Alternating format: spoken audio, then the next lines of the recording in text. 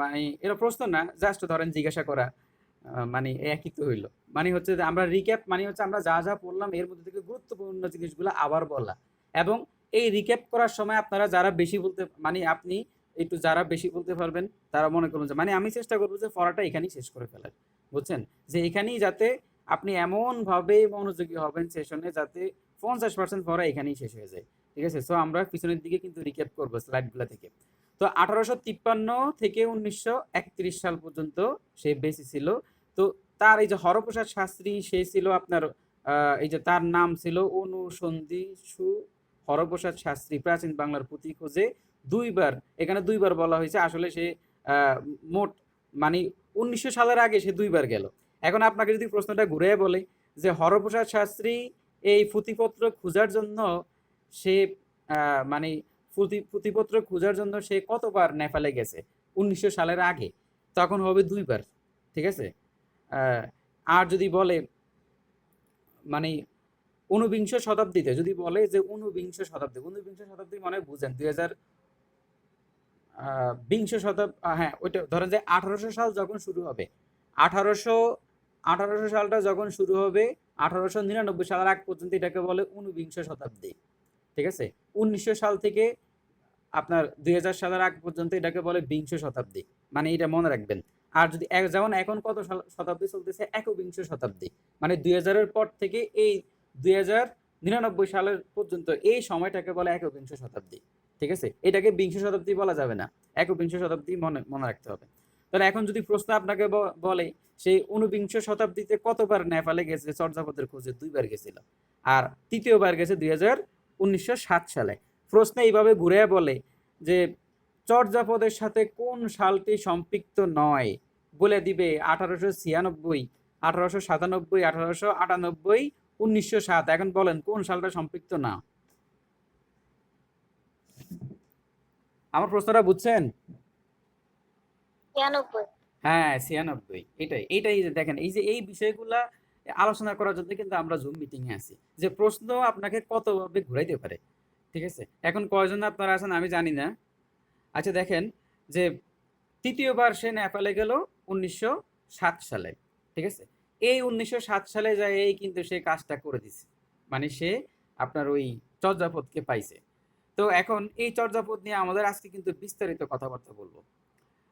দেখেন 1907 সালে সে নেপালের ভ্রমণের সময় তিনি নেপালের রাজদরবারের গ্রন্থাগারে কিছু পুঁথিপত্রের সন্ধান পান।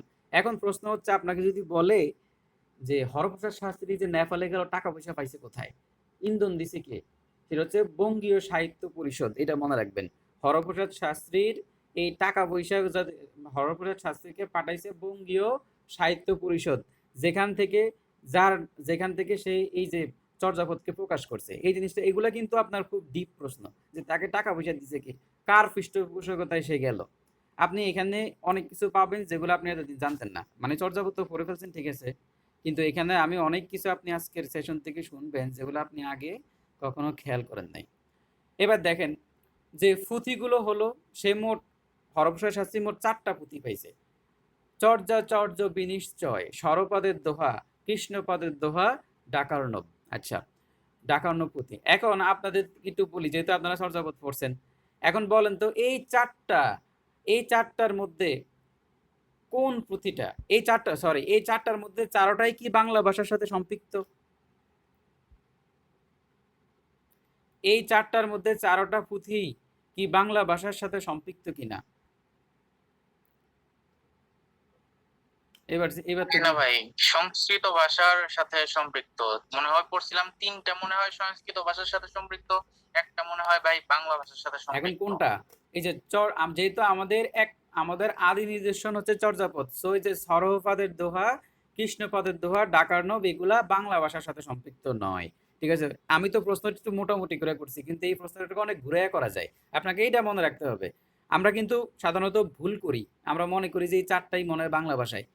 ঠিক আছে? এখানে মনে রাখতে হবে চর্য বিনিশ্চয় এইটাই শুধু বাংলা ভাষায়, আর বাকিগুলা বাংলা ভাষা হিসেবে কিন্তু প্রকাশ মানে মতামত আসে নাই। বাকিগুলো অন্য অন্য ভাষা, ওগুলো আমাদের দরকার নেই। ঠিক আছে? কিন্তু এই চর্যাপদটা হচ্ছে একমাত্র বাংলা ভাষায়। এখন তাহলে পুঁথি জিনিসটা কি? এই যে সারা জনম পড়ে আসছেন পুঁথি পুঁথি, ঠিক আছে? এখানে কিন্তু আমাদের কিছু এগুলা কিন্তু পরীক্ষায় নাও আসতে পারে, কিন্তু এগুলা পড়লে আপনার বেসিকটা ভালো হবে। কয়জন আছে হৃদয় ভাই বলেন তো?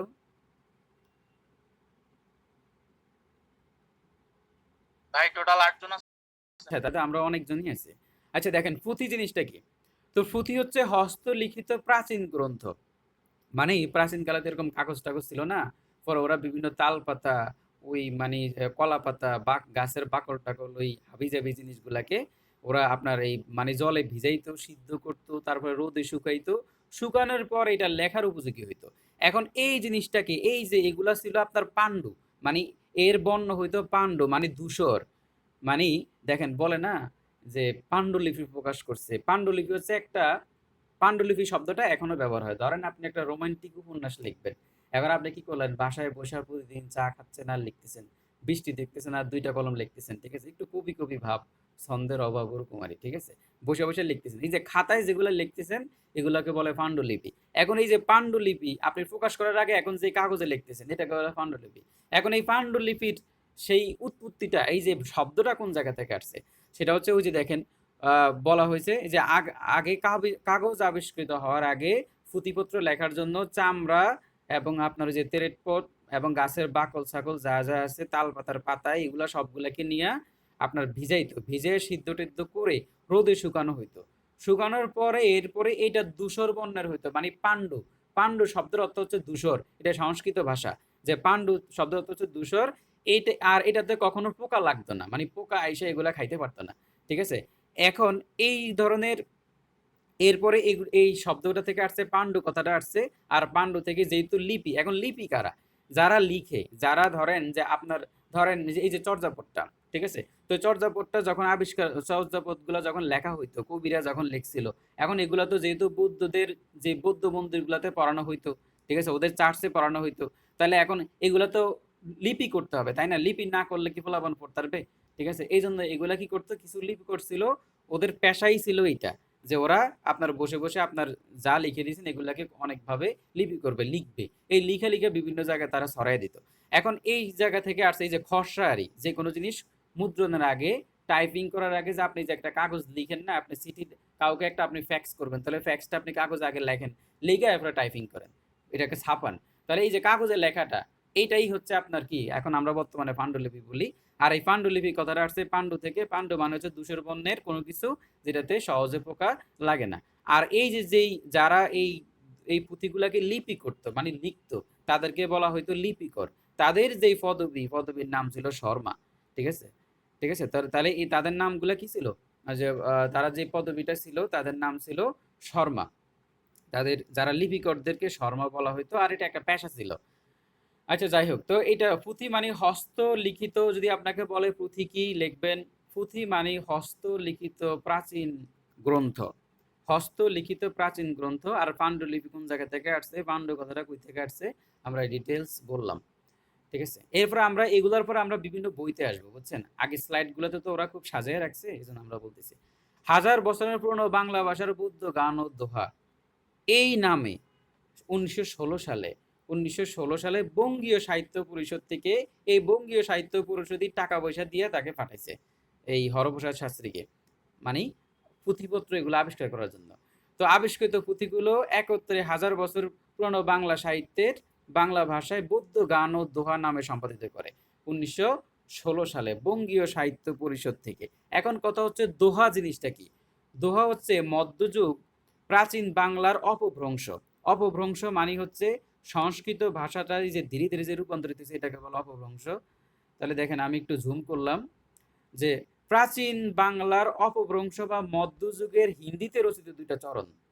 তার মানে দোহা কোষ মানে হচ্ছে ২ চরণ বিশিষ্ট। এটা কিন্তু পরীক্ষা আসতে পারে যে দোহা জিনিসটা কি? এই যে দোহাটা বলে দোহা কোষ, এই জিনিসটা কি? ২ চরণ বিশিষ্ট পদ। তাহলে বাংলা ভাষার অপভ্রংশ মানে বাংলা ভাষার যে পরিবর্তন, এবং মধ্যযুগের হিন্দি ভাষায় কিছু ২ চরণ বিশিষ্ট পদ রচনা করা হইতো, এগুলোকে বলা হইতো দোহা। যেমন পদাবলী, ওই যে শ্রীকৃষ্ণ বৈষ্ণব পদাবলী, ওখানেও কিন্তু ওগুলোও কিন্তু ২ চরণ বিশিষ্ট ছিল। আচ্ছা, এবার আমরা দেখব যে চর্যাপদ নিয়ে যত কথা। দেখেন, চর্যাপদের নামকরণ নিয়ে আমরা নানা মতটা আমরা দেখব। হরপ্রসাদ শাস্ত্রী কর্তৃক আবিষ্কৃত পুঁথিটি মূল পুঁথি নয়। এইবার আসেন মূল কথায়। আমরা সারা জীবন মানে এই ক্লাসগুলা করার আগে বা পিটুতে ভর্তি হওয়ার আগে বা এর আগেও তো আমি পড়ছি, তখন আমি মনে করতাম যে চর্যাপদ এটাই মনে হয় মূল মূল কপিটা, মানে এটাই মনে হয় যে চর্যাপদ যেটা লেখা হয়েছিল সেটা আমরা পাইছি। আসলে কিন্তু হরপ্রসাদ শাস্ত্রী যে চর্যাপদটা পাইছিল এটা কিন্তু মূল চর্যাপদ না, এটা ছিল সংস্কৃত ভাষায় একটা চর্যাপদ। মানে আগে কি করা হইতো, আপনার মূল বাংলা ভাষাটাও বলা হইতো, মানে বাংলা ভাষা বলতে চর্যাপদের যে কবিদের যে ভাষা, সেই ভাষাটা লেখার পরে আবার এটাকে সংস্কৃত ভাষায় আবার এটার ব্যাখ্যা করা হইতো। তাহলে এরকম অনেকগুলা কি ছিল, আপনার বই ছিল, মানে অনেকগুলা লিপি ছিল, লিপি করা এরকম অনেকগুলা করছিল। এখন হরপ্রসাদ শাস্ত্রী যেই যেই চর্যাপদটা পাইছিল 1907 সালে, সেটা ছিল আপনার ওই যে কীর্তিচন্দ্র, ওই যে আপনার ওনার নাম জানে কি, চর্যাপদের মুনি দত্ত, তার নাম হচ্ছে আপনার মুনি দত্ত, একজন সংস্কৃত পণ্ডিত। তিনি কি করছে, চর্যাপদের যে কবিতাগুলো আছে এই কবিতা বা গানগুলাকে টিকার মাধ্যমে, মানে চর্যাপদের ভাষাটাও লেখছে প্লাস আবার এটাকে টিকার মাধ্যমে পরিবর্তন করছে, মানে টিকার মাধ্যমে ব্যাখ্যা করছে। তাহলে হরপ্রসাদ শাস্ত্রী কিন্তু চর্যাপদের মূল কপি পায় নাই, সে একটা অনুলিপি পাইছে, এবং যেটার মধ্যে সংস্কৃত ভাষায় টিকা ছিল কিছু ওই চর্যাপদটাকে বোঝার জন্য। ঠিক আছে, এইটা পাইছে কে, মুনি দত্ত। আর এই যে সংস্কৃত টিকাগুলা লেখছে কে, মুনি দত্ত। আর এটার সংকলক কে বলতে পারবেন? এই যে টিকাটা, এই যে আমরা আপনাকে যখন বলবে, দেখেন এই জায়গায় অনেক ভুল করার সম্ভাবনা আছে। আপনাকে বলবে যে চর্যাপদের সংকলক কে, ঠিক আছে, আপনাকে যদি বলে যে চর্যাপদের টিকাকার কে, তখন উত্তর হবে মুনি দত্ত। কিন্তু যদি বলে যে চর্যাপদের ইয়াকে মানে সংকলক কে, এখন আপনি কি উত্তর দিবেন বলেন তো, জানেন নামটা? জানেন না? এটার নাম হচ্ছে কানুবট্ট। ঠিক আছে, তাহলে বোঝা গেল যে চর্যাপদ হরপ্রসাদ শাস্ত্রী যেই বইটা পাইছিল, ঠিক আছে, এটা যেটাকে আমরা চর্যাপদ বলে জানি, এটা চর্যাপদের মূল গ্রন্থ না। এটা হচ্ছে চর্যাপদের এমন একটা গ্রন্থ যেখানে চর্যাপদের ভাষাটাও ছিল, আবার এটাকে টিকা আকারে ব্যাখ্যাও ছিল। কথা বুঝছেন? যেমন ধরেন যে আপনি কোনো একটা ইংরেজি কবিতার একটা উপন্যাস, ইংরেজি একটা উপন্যাস পড়তেছেন, যেটার মধ্যে শুধু ইংরেজি ভাষায় লেখা আছে, এটা হচ্ছে মূল গ্রন্থটা। এখন কেউ কি করলো, ইংরেজি ভাষাটাও লিখলো প্লাস বাংলায় অনুবাদ করে দিল এটাকে, মানে আপনি ভাষাটা বুঝতেছেন না, আপনি ওই ইংরেজি কবি কি বলছে, ইংরেজ কবি কি বলছে, আপনি এটা বুঝতেছেন না। এখন আপনাকে কি করলো, বাংলা ভাষায় এইটাকে আবার তর্জমা করে দিছে, মানে ব্যাখ্যা করে দিছে। ঠিক আছে, এখন এইটাই হচ্ছে কিন্তু মূল গ্রন্থটা না, এটা হচ্ছে একটা অনুবাদিত গ্রন্থ। বা মানে ধরেন যে টিকা মানে হচ্ছে কোনো কিছু ধরেন সহজ করে বোঝার জন্য। ঠিক আছে, ধরুন ওদের ভাষাগুলোতেও ছিল আপনার কি বলা যায়, এগুলো তো সাধন সঙ্গীত, এগুলো তো সাধারণ মানুষ নাও বুঝতে পারে ভাবার্থটা। এই জন্য মুনি দত্ত কি করছে, সংস্কৃত ভাষায় চর্যাপদের ভাবার্থটা লিখে দিছে, যাতে বৌদ্ধ ভিক্ষুরা যাতে এটা পড়তে পারে, যাতে এটা বুঝে যে আসলে কবি এখানে কি বুঝাতে চাইছিল। এই ধরনের অনুবাদিত গ্রন্থটাই কে পাইছে, হরপ্রসাদ শাস্ত্রী পাইছে। তাহলে আমরা যদি বলে যে ডাইরেক্ট প্রশ্ন আসে যে চর্যাপদের সংস্কৃত টিকাকারক, ভালো করে মনে রাখবেন, সংস্কৃত টিকাকারককে মুনি দত্ত, আর এই বইটা সংকলককে কানুভট্ট। ঠিক আছে, তো এবার যেহেতু আমরা এটা নিয়ে কথা বলছিলাম, তাহলে আমরা স্লাইডে পরে আসতেছি, তার আগে কিছু ইনফরমেশন আমরা একটু বলি। তো চর্যাপদের এই যে কানুভট্ট সংকলক ছিল আর টিকাকার ছিল মুনি দত্ত। তো মোট চর্যাপদের আবিষ্কৃত যেই পুঁথিটা ছিল, যেটা হরপ্রসাদ শাস্ত্রী পাইছে, সেখানে পদ সংখ্যা ছিল 46.5টা, এটা আপনারা সবাই জানেন। 46.5টার মধ্যে 23 নং পদটা সেটা ছিল খণ্ডিত, ওটার অর্ধেক পাওয়া গেছে। এখন আমার প্রশ্ন হচ্ছে, চর্যাপদের কবিতাগুলো কত লাইনের জানেন?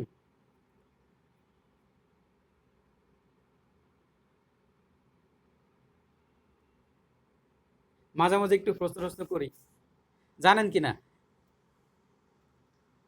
কেউ উত্তর টুত্তর দিবেন না, নাকি নাকি আপনারা আমাকে রেখে চলে গেছেন? আমি কিন্তু আপনারা চলে গেলেও জানবো না, কারণ আমি কিন্তু স্ক্রিনে আছি। তো তো দেখেন চর্যাপদের, জানি না। হ্যাঁ চর্যাপদের লাইন ছিল 10 লাইন, মানে কবিতাগুলো 10 থেকে 12 লাইন বলা হইতো, তবে 12 লাইনের কবিতা খুব একটা ছিল না, এটা নিয়ে মতভেদ আছে। তবে মানে সবচেয়ে বেশি গ্রহণযোগ্য হচ্ছে 10 লাইন। এখন এই যে 23 নং পদটা যেটা খণ্ডিত হয়ে গেছে, মানে যেটা পুরো অংশটা পায় নাই, এই 23 নং পদটা লেখছে কে? সুকুবা ভাই। হ্যাঁ, ভুসুকুফা। ঠিক আছে, এই 23 নং পদের অর্ধেক পাওয়া গেছে, এটা লেখছে বুসুকুফা, আর পদটা ছিল 10 লাইনের। তাহলে বুসুকুফার এই পদটা পাওয়া গেছে কয় লাইন? 6 লাইন পাওয়া গেছে, আর 4 লাইন হারিয়ে গেছে, নষ্ট হয়ে গেছে।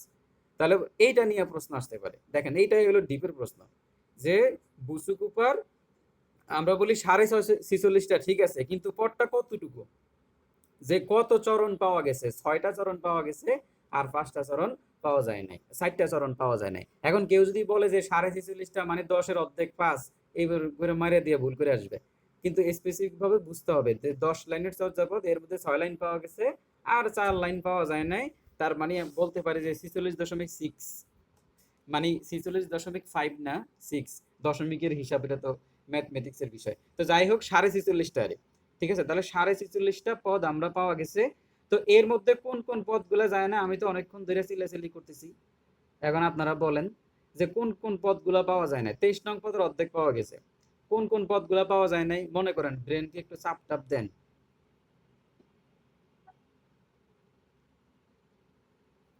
এগুলো 48 নং পদ। হ্যাঁ 48 নং, একটু ধারাবাহিক ভাবে কেউ বলেন। মনে নেই। হ্যাঁ প্রথম হচ্ছে, ভাই 24 নাম্বার ভাই। হ্যাঁ 24, 24-এর ডাবল 48, 24 24, 24-এর ডাবল 48। তারপর 24 নম্বর পদ কার ছিল বলেন, 24 নম্বর পদ। আচ্ছা আমি একটা প্রশ্ন করি, আচ্ছা আমি একটা প্রশ্ন করি, বলেন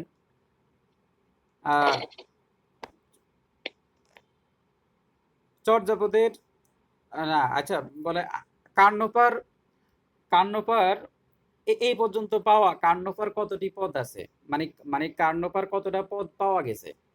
আমরা যদি মানে সরি এইভাবে বলতে হবে, 12টা ভাই। কার্নপার, কার্নপার প্রাপ্ত পদ সংখ্যা কত। খেয়াল করেন প্রশ্ন কিন্তু এইভাবে করতে পারে। আপনি পরীক্ষার হলে যখন কার্নপার দেখবেন আর পদ যখন 12, 13, 14, 15 দেখবেন, তখন তো আপনার মাথা নষ্ট হয়ে যাবে, তখন আপনি কার্নপার 13 দাগিয়ে দিবেন। কিন্তু এখানে বুঝতে হবে, প্রশ্নে বলা হচ্ছে যে কার্নপার প্রাপ্ত পদ সংখ্যা কত, কার্নপার প্রাপ্ত পদ সংখ্যা। তাহলে 12টা পাওয়া গেছে, একটা পাওয়া যায় নাই। যেই পদটা পাওয়া যায় নাই সেটার নাম ছিল 24, 24তম পদটা পাওয়া যায় নাই কার্নপার, ঠিক আছে। আর বুসুকুপার একটা পদ মানে খণ্ডিত ছিল, সেটা ছিল 23 নং পদ। 23 নং পদের অর্ধেক মানে 6 লাইন পাওয়া গেছে আর 4 লাইন পাওয়া যায় নাই। তাহলে 23 আর 24-এর ভেজাল গেল। এইবার হচ্ছে আমাদের কাছে আছে 25। এখন এই 25 নং পদটা কার?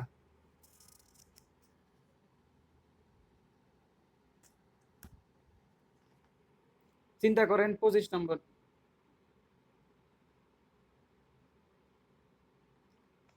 তন্দ্রিপা। তাহলে কি তন্দ্রিপা যে ছিল তার নাম ছিল, আচ্ছা কি এটা, আমি বাংলার উচ্চারণ, আমি তো বাংলার স্টুডেন্ট না, সো বাংলার উচ্চারণ নিয়ে প্রবলেম হতে পারে। এখানে যে নাম, এটা এটার উচ্চারণটা বলেন, কি নাম, কি কি বললেন? তান্ত্রিপা। হ্যাঁ এখানে তোর সাথে আকার নাই তো।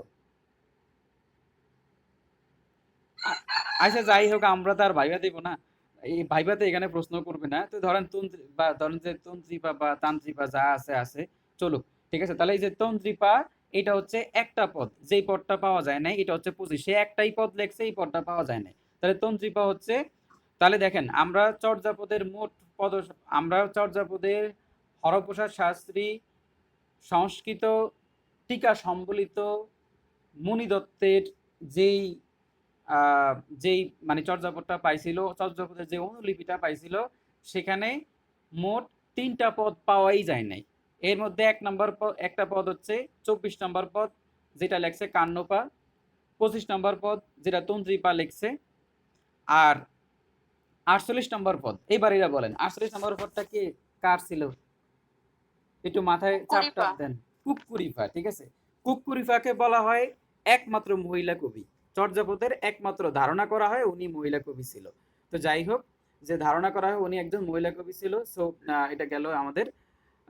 এরপর আমরা তাহলে আমরা এখানে দেখলাম যে 46.5টা পদের মধ্যে মানে আমরা 46.5টা পদ পাইছে, এরপরে পদ পাই নাই কতগুলো, 24 নাম্বার পদ, 24, 25, 48।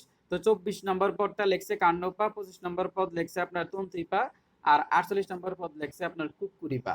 আর 23 নম্বর পদের 6 লাইন পাওয়া গেছে, বাকি 4 লাইন পাওয়া যায় না, সেটা লেখছে আপনার ভুসুকুফা। আচ্ছা, এই গেল আমাদের চর্যাপদের কাহিনী। এবার আরেকটা ইনফরমেশন এখানে মনে রাখা যায়, সেটা হচ্ছে মণিদত্ত 11 নং পদটা ব্যাখ্যা করে নাই, ঠিক আছে। আর এই যে যেই মণিদত্ত যেই সংস্কৃত ভাষায় সংস্কৃত টিকা সম্বলিত যেই চর্যাপদটা লিখলো, এইটা মানে মানে যেটা সংস্কৃত টিকা সহকারে যে চর্যাপদটা অনুলিপি ছিল তার, এটা সংকলক ছিল আপনার কানুভট্ট। তাহলে আমরা এটা এই দিকে মনে রাখতে হবে যে আপনার সংস্কৃত ভাষার টিকাগুলার সংকলক ছিল কানুভট্ট, ঠিক আছে। চর্যাপদের সংকলক কানুভট্ট, আর আপনার টিকাকার হচ্ছে আপনার মণিদত্ত, ঠিক আছে। সংস্কৃত ভাষায় জিনিসটা মনে রাখবেন। এই কানুভট্ট জিনিসটা আমিও জানতাম না, এখানে বইপত্র পড়ে এরপরে জানতাম। আচ্ছা, এরপরে দেখেন নেপালের রাজ দরবারের ফুতিশালার ক্যাটালগে যে নামটা আছে সেটা হচ্ছে যে চর্যাচর্য টিকা, যে নামটা ছিল এটাও একটু ইম্পর্টেন্ট ছিল, যে যে নামটি আছে সেটা হচ্ছে চর্যাচার্য টিকা। এই যে এটা ক্যাটালগে, মানে ক্যাটালগ বলতে যে উপরে লেখা ছিল, ধরেন যে আছে না বইয়ের বিভিন্ন নাম টাম লেখা থাকে না, ওই ক্যাটালগে নামটা লেখা ছিল চর্যাচার্য টিকা। হরপ্রসাদ শাস্ত্রীর মতে চর্যাচার্য বিনিশ্চয়, নেপালে প্রাপ্ত পুঁথির নাম হচ্ছে চর্যাচর্য বিনিশ্চয়, আর ওই যে ক্যাটালগে ছিল চর্যাচর্য টিকা। এবার চর্যাচর্য বিনিশ্চয়ের কথাটা কি, এখানে চর্য মানে যা আচরণীয়, যেহেতু এটা একটা সাধন সঙ্গীত, যেহেতু বৌদ্ধ চর্যাপদ লেখা হয়েছে ধর্ম প্রচারের উদ্দেশ্যে, এই জন্য বৌদ্ধদের এই সাধন সঙ্গীত বা ধর্মীয় কথাবার্তা এখানে আছে, এবং তারা এখানে বুঝাইলো যা আচরণীয়। চর্য মানে যা আচরণীয়, আর অচর্য মানে যা আচরণীয় নয়। বিনিশ্চয় মানে নিশ্চিতভাবে জানা। এবার ডক্টর প্রবোধচন্দ্র বাগচির মতে এখানে ডক্টর প্রবোধচন্দ্র বাগচি নিয়ে আমরা পরে কথা বলতেছি। আচ্ছা, এখনই বলি, ডক্টর প্রবোধচন্দ্র বাগচি, ওনাকে নিয়ে যে ইনফরমেশনটা মনে রাখতে হবে, যে উনিও এই হরপ্রসাদ শাস্ত্রী যখন মানে চর্যাপদ আবিষ্কার করে একটু পাট টাট নিতেছে, তো চিন্তা করলো যে আমি দেখি কিছু একটা পাই কিনা। তখন সেও ধরেন যে তল্পিতল বা গুটিয়া এই তিব্বতে চলে গেছে, ঠিক আছে। তিব্বত, নেপাল এগুলোতে খোঁজাখুঁজি শুরু করে দিল, যে সে দেখলো যে কিছু পাওয়া যায় কিনা। এর জন্যই এই যে প্রবোধচন্দ্র বাগচি যখন এই এই কাজগুলো করছিল, তখন আমরা হরপ্রসাদ শাস্ত্রীর কিছু বিষয় আমরা ধরতে পারছি, আমরা চর্যাপদ সম্বন্ধে আরো ভালো করে জানছি। তো সেটা হচ্ছে সে মোটামুটি তিব্বতী ভাষায় যে অনুবাদটা ছিল প্রভাতচন্দ্র বাগচি, যে সে এখানে দেখেন, এখন কথা হচ্ছে চর্যাপদ তিব্বতে গেল কেন বা নেপালে কেন গেল, এটা যদি এরপর আলোচনা, তারপরে এখনই করে দেই। তো সাধারণত আমরা এখন আরেকটু ব্যাকে যাইতে হবে, সেটা হচ্ছে আপনার চর্যাপদ লেখা হয়েছিল পাল বংশের আমলে, মানে সেনদের আগে। পালরা ছিল বুদ্ধ বংশের, বৌদ্ধ বৌদ্ধ তো সাধারণত আপনারা জানেন যে প্রাচীন যুগে এই বাংলা অনেকগুলা শাখা উপশাখায় ভাগ ছিল, মানে অনেকগুলা অঞ্চল ছিল, জনপদ ছিল। এই জনপদের মধ্যে গৌড়ের রাজা শশাঙ্ক, পরে এই পালরা, মানে মোটামুটি আমরা 3টা জনপদের কথা বলতে পারি। একটা হচ্ছে রার, গৌড়, বঙ্গ। তো এই যে চর্যাপদের যেই পালরা, ওরা কিন্তু রার অঞ্চলের জনগণ ছিল। এখন রার অঞ্চল কোথায় জানেন? পশ্চিমবঙ্গ। মাঝে মাঝে প্রশ্ন আসতে পারে চর্যাপদে অঞ্চলের কোন অঞ্চলের সাধারণ মানুষের জীবন চরিত্র ফুটে উঠছে। ভুলেও পূর্ববঙ্গ দাগাবেন না, একদম মারা খাই যাবেন। দাগাইতে হবে পশ্চিমবঙ্গ, ঠিক আছে। পশ্চিমবঙ্গ কেন? কারণ রার অঞ্চল যেটা, এটা কিন্তু পশ্চিমবঙ্গের, ঠিক আছে। আমাদের বাংলা সেশনে, বাংলা যখন ক্লাস হচ্ছিল, তখন মনে হয় এই প্রশ্নগুলো কে যেন একজন করছিল, আমাদের আলম স্যার খুব গরম হয়ে গেছিল, ঠিক আছে। আসলে কিন্তু দেখেন যে আমি, হ্যাঁ স্যার স্যার হয়তো বা মানে বেশি ডিপে যাইতে চায় না, ওনাকে অতটুকু সময় দেওয়া হয় নাই, ঠিক আছে। কিন্তু দেখবেন যে আমি মোটামুটি আজকে অনেক অনেক ডিপে যাচ্ছে। ওখানে রার অঞ্চল নিয়ে কথাবার্তা হয়েছিল, আমার মনে আছে, স্যার খুব গরম হয়ে গেছিল। তো এখন রার অঞ্চলের যেই অঞ্চলটা, সেটা ছিল পশ্চিমবঙ্গের। এখন তার মানে পাল রাজারা শাসন করতো রার অঞ্চল। এই রার অঞ্চলে ছিল পাল রাজাদের বংশ বিস্তার, এবং সেখানেই চর্যাপদ লেখা হয়েছিল। এই জন্য পূর্ব বাংলার না, পশ্চিমবঙ্গের এই কথাগুলা সেখানে, পশ্চিমবঙ্গের সাধারণ মানুষের জীবনযাপন সেখানে ফুটে উঠছে, ঠিক আছে। আর তো এরপরে কি যেন বললাম, আর এখানে একটা জিনিস মনে রাখবেন, যে তারা রার অঞ্চলের যে রাজারা, পাল রাজারা, তারা সমস্ত বাংলার, তারা ছিল রার অঞ্চলের অধিপতি, কিন্তু তারা গৌড়ের অধিপতি বলতো, ঠিক আছে। এটা একটা হাস্যকর বিষয়, তারা নিজেদেরকে গৌড়ের অধিপতি দাবি করতো। এরপর পাঠান যুগে এসে বাংলা সবগুলো অনেকগুলা অঞ্চল একত্রিত হয়ে বঙ্গ নামে আবির্ভাব হয়েছে। এরপরে বাংলাদেশে অসংখ্য আইল ছিল, এই জন্য আলের সাথে বঙ্গের সাথে বাঙ্গাল যুক্ত হয়েছে। যাক, এগুলো আমরা আহ বাংলাদেশের ইতিহাসের সময় আলোচনা করবো, এখন আমরা এটা দেখার বিষয় না। তাহলে এখানে মূল বলা হয়েছে যেটা, যে এই অঞ্চলে যে রাঢ় অঞ্চলে ছিল কোথায়, পাল রাজারা, সেন রাজারা কিন্তু রাঢ় অঞ্চলের রাজা ছিল। এরপরে জানেন যে যখন পাল রাজাদের যখন বংশ নির্বংশ হয়ে গেছে, মানে পাল রাজারা যখন সিংহাসনচ্যুত হইল, সেনরা সেখানে স্থলাভিষিক্ত হইল, তখন সেনরা ছিল হিন্দু ধর্মাবলম্বী। এই হিন্দু ধর্মাবলম্বীদের ভয়ে, ঠিক আছে, এই বৌদ্ধদের একটা যাত্রা শুরু হয়েছে নেপাল এবং আপনার তিব্বতের দিকে, ঠিক আছে। এরপর পাল রাজারা যখন, সেন রাজারা যখন শাসন ক্ষমতায় আসলো, তখন তারাই বলছে এই হাবিজাবি বাংলা। আর একটা মনে রাখবেন যে বাংলা ভাষা সবসময় প্রভাবশালী রাজবংশ দ্বারা নির্যাতিত ছিল, কারণ এটা ছিল সাধারণ মানুষের মুখের ভাষা, ঠিক আছে। ওই সময় শিক্ষিত মানে সংস্কৃত শিক্ষিত যারা, ওদেরকেই পাত্তা দেওয়া হইতো, বাংলাদেরকে বলতো তোরা চাষা পুষা, তোদের আবার কিসে সাহিত্য, ঠিক আছে। এই জন্য বাংলা ভাষা সবসময় রাজ যেই মানে রাজারা ছিল, ঠিক আছে, শাসকদের বিরূপ মনোভাব নিয়েই এই পর্যন্ত আসছে, ঠিক আছে। এরপরে বাঙালিরা আমরা তো বাংলা ভাষা তো এবার একান্নের ভাষা আন্দোলন, এগুলো তো পরের কথা, ঠিক আছে। তো এই জন্য বাংলা ভাষা যে আত্মপ্রকাশ করছে, মর্যাদা পাইতে কিন্তু অনেক কষ্ট করতে হয়েছে। আচ্ছা, তো ওই সময় যখন আপনার সেন রাজাদেরা যখন অত্যাচার শুরু করলো, তখন পালরা এই যে এই মানে পুঁথিপত্র নিয়ে বৌদ্ধ সাধকরা তিব্বতের দিকে যাওয়া শুরু করলো। এরপরে 1204 সালে ইখতিয়ার উদ্দিন মোহাম্মদ বিন বখতিয়ার খলজি যখন আসছিল, তখন এই বৌদ্ধরা কি ভয়ে ভয়ে মোটামুটি পুঁথিপত্র যা আছে সব কিছু নিয়ে নেপাল আর তিব্বতে চলে গেছে, ঠিক আছে। তো যখন তিব্বতে চলে গেল, তখন তিব্বতেও তো বৌদ্ধ ভাষার কিছু লোকজন আছে, তিব্বত তো পুরাই বৌদ্ধদের, তখন ওরা আবার ওদের যেই প্যাগোটা গুলা আছে, ওদের যেই চার্চ গুলা আছে, সেগুলাতে বাচ্চাদেরকে, বৌদ্ধ ভিক্ষুদেরকে পড়ানোর জন্য, শিক্ষার্থীদেরকে পড়ানোর জন্য আবার এগুলা আপনার তিব্বতী ভাষায় অনুবাদ করছে। ওই তিব্বতীটাই পাইছে ডক্টর প্রভাষচন্দ্র বাগচি। সে ওই তিব্বতী ভাষা অনুবাদটা ইয়া করে দেখছে যে চর্যাচর্য বিনিশ্চয় নামেই এটা বেশি উচিত, মানে নাম দেওয়াটা বেশি উচিত। এটা আবার ডক্টর সুকুমার সেন এটাকে আবার সমর্থন করছে, ঠিক আছে। সুকুমার সেনের সাথে চর্যা মানে ডক্টর প্রভাষচন্দ্র বাগচির একটা সম্পর্ক দেখা যাচ্ছে। এরপরে আপনার এই যে বিদুষেকের শাস্ত্রীর মতে, এগুলো খুব একটা ইম্পর্টেন্ট না।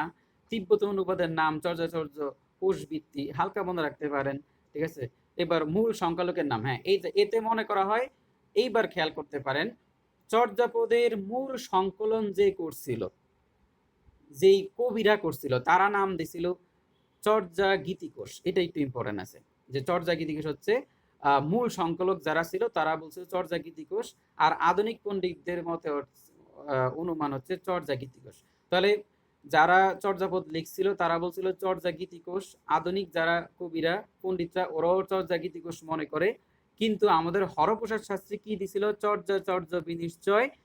ডক্টর প্রবোধচন্দ্র বাগচিও লেখছে চর্যা বিনিশ্চয়। এই দুইটা মনে রাখলে হবে। তাহলে মূল সংকলক এবং আদি পণ্ডিতরা চর্যা গীতিকোষ মনে করতেছে, হরপ্রসাদ আর ডক্টর প্রবোধচন্দ্র বাগচি আর সুকুমার সেন গলায় গলায় ভাব নিয়ে বলতেছে চর্যা বিনিশ্চয়। আর রাজ দরবারের পুঁথিশালার যে ক্যাটালগে নামটা ছিল চর্যা টিকা, ঠিক আছে, একটু মনে রাখবেন। আচ্ছা, চর্যা মানে হচ্ছে জীবন যাপনের পদ্ধতি বা পথ বা চরণ, এবং বাংলায় চর্যা হচ্ছে বাংলা শব্দটা হচ্ছে চর্যা। আচ্ছা, চর্চা থেকে চর্যা। তো সাধারণত আপনারা জানেন যে এগুলা বৌদ্ধ ধর্মের মূল তথ্য কথা এখানে বলা হয়েছে, এখানে মানুষের কোনো কথা আসে নাই, ঠিক আছে। এখানে এখানে ধর্মীয় কথাটাই, মানে এখানে মানুষ ছিল গৌণ, ঠিক আছে, ধর্মের কথাটাই ছিল মুখ্য। আচ্ছা, ধর্মকেন্দ্রিক বা গোষ্ঠীকেন্দ্রিক সাহিত্য। তো এইবার হচ্ছে সান্ধ্র ভাষা। সান্ধ্র ভাষা জিনিসটা কি? সান্ধ্র ভাষা হচ্ছে চর্যাপদগুলোর ভিতরে রয়েছে নানা ধরনের দুর্বৃত্ত ভাব, এর আক্ষরিক অর্থের সাথে ভগবত অর্থের মানে ভাবগত অর্থের সাথে কোনো মিল নেই। এখন এই ভাষাটা বোঝা যায় না। এই যে দেখেন একটা আলো আধারী পরিবেশ, দেখছেন পিঠে অনেক সুন্দর করে সিলেক্ট সাজায়, ওই যে দেখেন আলো আধারী পরিবেশ, কিছু বোঝা যাচ্ছে, এরকম পরিবেশ খুব ভালো লাগে, ঠিক আছে। তো এরকম মানে গ্রামের এই জিনিসটাই খুব সুন্দর, যে সূর্য টুর্য ডুবে যাচ্ছে, ঠিক আছে, উদাস মন হয়ে যায় এগুলো দেখলে। তাহলে এখন এই যে এই অংশটা, যে আপনার একটা আলো আধারী পরিবেশ, ঠিক আছে, এইটা কি বলা হয় সান্ধ্র ভাষা।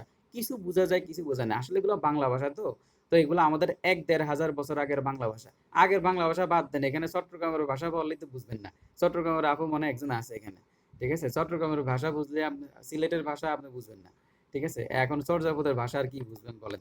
তো সহজিয়া ধর্মের সকল বই সান্দ্র ভাষায় লেখা। আমি কিন্তু আবার চট্টগ্রামের ভাষা বুঝি। সহজিয়া ধর্মের সকল বই সান্দ্র ভাষায় লেখা। যে তারা সান্দ্র মানে তারা একটা আলো আঁধারি পরিবেশ সৃষ্টি করছে। মানে হচ্ছে তারা কেন এই ভাষায় লিখছে? সেটা হচ্ছে যাতে সাধারণ মানুষের কাছে মনে হয় এটা একটা সাহিত্য। কিন্তু একজন সাধকই বুঝবে এই যে রুখের কি তেঁতুলি কুমিরে খায়, এটা দ্বারা অর্থ কি?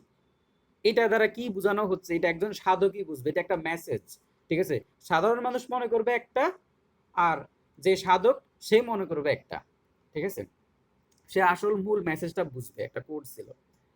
তো এখন বলা হচ্ছে সহজে ধর্মের সকল বই সান্দ্র ভাষায় লেখা। সান্দ্র ভাষার মানে হলো আদারি ভাষা, কতক আলো কতক অন্ধকার, খানিক বোঝা যায় খানিকটা বোঝা যায় না। অর্থাৎ এই সকল উচ্চ অঙ্গের ধর্ম কথার ভিতরে এক অন্য ভাবের কথাও আছে, সেটা খুলিয়া আহ, আচ্ছা ব্যাখ্যা করিবার নয়। যাহারা সাধন ভোজন করেন তারাই সেই কথা বুঝিবেন, এবং আমাদের বুঝিয়া কাজ নাই। আমরা কাজ হচ্ছে আম খাওয়া আটি গোনার দরকার নেই। মানে তোমরা সাহিত্য টাহিত্য পড়ো, কিন্তু এটা দ্বারা কবি কি বুঝাতে চাচ্ছে এই ধর্মীয় বিষয়টা তোমরা বুঝবা না। এবার দেখেন সান্দ্র ভাষা বা সান্দ্র ভাষা বলতে কি? যে ভাষা নির্দিষ্ট কোনো রূপ যে ভাষা নির্দিষ্ট কোনো রূপ পায়নি, বা যে ভাষার অর্থে একাধিক আলো আধারের মতো যে ভাষা আছে তাকে বলা হয় সান্দ্র ভাষা। এটা সান্দ্র ভাষা একটু পড়ে নেবেন, ঠিক আছে? তো একটি সাধারণ অর্থ বা অন্যটি নিগ্র অর্থ। মানে একটা হচ্ছে সাধারণ অর্থ যেটা আপনি যেটা বুঝবেন, আর একটা হচ্ছে এর অন্তর্নিহিত অর্থ। যেমন এইবার বলছে এই যে এখানে একটা আছে, ডালত ঘর মোর নাহি পর বেশি, হাড়িতে ভাত নাই নীতি আবেশি, টেঙ্গুন পা। এখন এটা একটা প্রবাদ, জানেন এটা? বলেন তো এই প্রবাদটা কত কত চর্যাপদের কততম প্রবাদ? চর্যাপদ পড়তে পড়তে তো এখন তো ধরেন বিদেশ হয়ে গেছেন, যে আর তো দরকার নেই, কিন্তু দেখছেন এখনো প্রশ্ন আসলে ৩৩ নম্বর। ৩৩ নাম্বার। হ্যাঁ, টেঙ্গুন পা লেখছে, ঠিক আছে? আপনি কে বলতেছেন? শারমিন। শারমিন আপু বলতেছেন, আচ্ছা। থ্যাংক ইউ শারমিন আপু। তো আপাত দৃষ্টিতে এর অর্থ, পাহাড়ের ডিলায় আমার ঘরে কোনো প্রতিবেশী নেই, হাড়িতে ভাতও নেই, কিন্তু নিতান্তই হ্যালো। অতিথি আসে, মানে সবসময় অতিথি আসে। এখানে কোনো এক দরিদ্র গৃহস্থের সংসারের কথা তুলে ধরা হয়েছে, এটি প্রতীকী। আর এই প্রতীকের মাধ্যমে তত্ত্ব কথা ব্যাখ্যা করা হয়েছে। যেমন এখানে দেখেন যে টিলার উপরে আমার ঘর কোনো প্রতিবেশী নাই, অর্থাৎ চেতনার শীর্ষ দেশে উঠেছে। খেয়াল করেন, ভালো করে বুঝেন। এইটা যখন সাধারণ মানুষের মধ্যে গাওয়া হবে, তখন সাধারণ মানুষ বুঝবে ডালত মোর, আচ্ছা ঘর মোর নাহি প্রতিবেশী, মানে হচ্ছে যে টিলার উপরে আমার ঘর, আমার কোনো আশেপাশে প্রতিবেশী নাই। কিন্তু এই কথাটা হচ্ছে সাধারণ কথা, কিন্তু এটার ধর্মীয় কথা কি? বৌদ্ধ ভিক্ষুরা এটা কি বুঝবে, একজন সাধক এটা কি বুঝবে? বুঝবে যে চেতনার শীর্ষ দেশে উঠিয়াছি, এখন আমার চারদিকের মায়ার জগৎ, কোনো প্রতিবেশী নাই। একজন সাধক যে বিয়ে টিয়ে করে নাই, কথা বুঝেন, এর তো আর সংসারের এই তাল কি বলে ডাল নুন তেল এগুলোর খোঁজ খবর দরকার নাই, সে সাধন। ওই যে দেখেন, ওই যে টিলার উপরে বসে আছে, ঠিক আছে, বিন্দাস অবস্থায় আছে। এখন এটা হচ্ছে সে চেতনার, সে সৃষ্টিকর্তার কাছাকাছি চলে গেছে, তার আশেপাশে কেউ নাই, একটা মায়ের জগৎ আর নাই, ঠিক আছে? সংসার চেতনা ও বিনাশ ভাই পেয়েছে। এই যে ভাই, হাড়িত ভাত নাই নীতি আপনার আবেশে। স্ক্রিনটা দেখা যাচ্ছে না আমার এখানে। হ্যাঁ, স্ক্রিন দেখা যাচ্ছে না? না না, আমিও দেখতে পাচ্ছি না। আমি তো স্ক্রিন দেখা, অনেকক্ষণ যাবত না দেখাচ্ছি, শুনে যাচ্ছি। আচ্ছা মানে মানে শুধু কথাবার্তা শুনতেছেন, হ্যাঁ? হ্যাঁ। আচ্ছা তাহলে কি আমি আবার স্ক্রিনটা শেয়ার করব, দেখি ব্যাকটেক দিয়ে আবার স্ক্রিন শেয়ার করি। আচ্ছা প্রথমে শুনছিলেন? ফার্স্টে এই জুমের আগের জুমে শুনছিলাম আর কি। এখন এটা শুরু হওয়ার পর থেকে আর স্ক্রিনটা, আপনার স্ক্রিনটা শো করতেছে না, শুধু কথাটা আচ্ছা শুনতেছি। শুধু কথাটা শোনা যাচ্ছে। ও আচ্ছা, তাহলে তো সমস্যা। আপনার একটু তাড়াতাড়ি বলতে হবে তো। দেখেন আমি তো, আমরা তো কয়জন আছেন না আছেন সেটা আমি জানি না।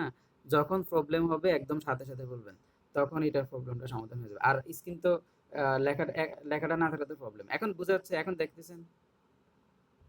হ্যাঁ, এখন দেখা আচ্ছা যাচ্ছে। হ্যাঁ, এই যে বললেই হবে, বললে আমি ব্যাকে যে আবার নিয়ে আসবো তাহলে তো হয়ে যাবে।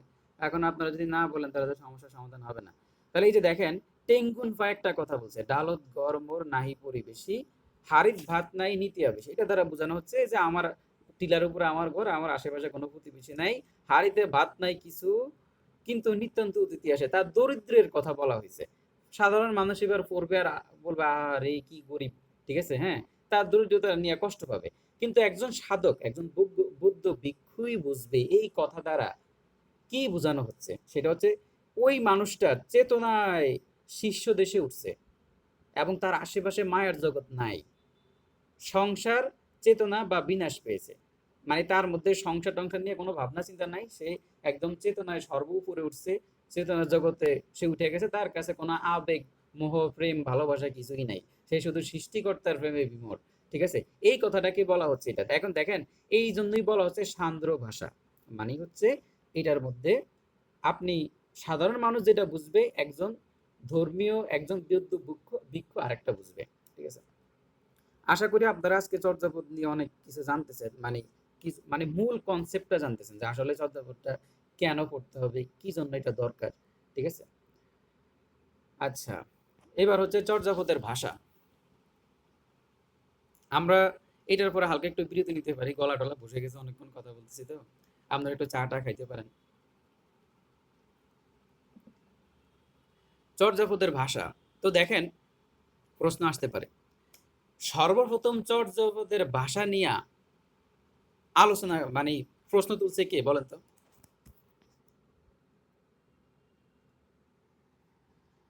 চর্যাপদ তো প্রচুর পড়ছেন, বলেন।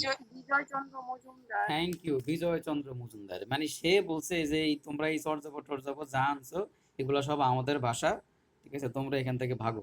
ঠিক আছে, মানে সে চর্যাপদকে বাংলা বলতে অস্বীকার করছে এই বিজয় চন্দ্র মজুমদার। ঠিক আছে, যখন হরপ্রসাদ শাস্ত্রী 1916 সালে এটা প্রকাশ করলো, তখন এই যে বিজয় চন্দ্র মজুমদার বলতেছে যে তোমরা এটা বাংলা ভাষার না, ঠিক আছে, তোমরা উল্টা পাল্টা দাবি করিও না।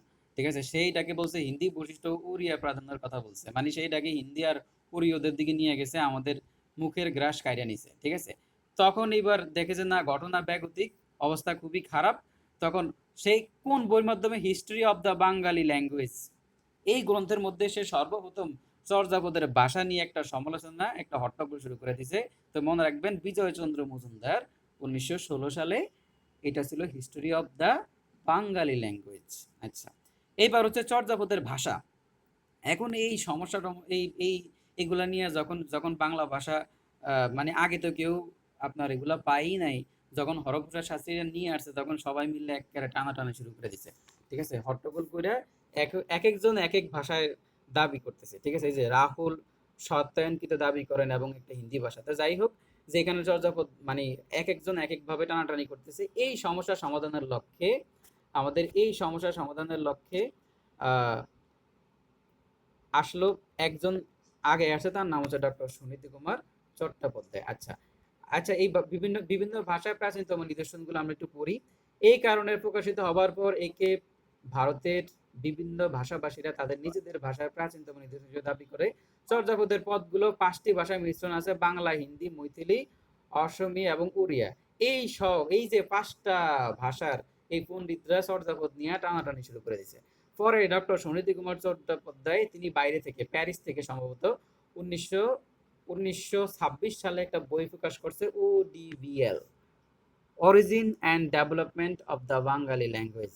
তাহলে origin and development of the Bengali ল্যাঙ্গুয়েজের লেখক ডক্টর সুনীতি কুমার চট্টোপাধ্যায়, তিনি সর্বপ্রথম চর্যাপদের ভাষা নিয়ে একদম বৈজ্ঞানিক প্রক্রিয়ায় সে দেখাই দিয়েছে যে তোমরা যারাই দাবি করতেছে এটা বাংলা ভাষার না, তাদের মুখে একদম জামা ঘষে দিছে, মানে বলে দিছে যে কি এটা বাংলা ভাষার এবং বাংলা ভাষাই এটা লেখা হয়েছে। এখন এখানে কথা আছে যে সে কি কি কি পদ ব্যাখ্যা করছে, দেখেন, ধ্বনিতত্ত্ব, চর্যাপদের বৈজ্ঞানিক প্রক্রিয়ায় ধ্বনিতত্ত্ব, ব্যাকরণ, ছন্দ বিচার বিশ্লেষণ করেন এবং চর্যাপদ বাংলা ভাষার সম্পদ বলে দাবি করেন এবং অধিকাংশ ভাষাবিজ্ঞানী তার মতামতকে সমর্থন করছে। মজার বিষয় হচ্ছে আমাদের ডক্টর মোহাম্মদ শহীদুল্লাহ যে সারা বছর সুনীতি কুমারের পিছনে ছিল,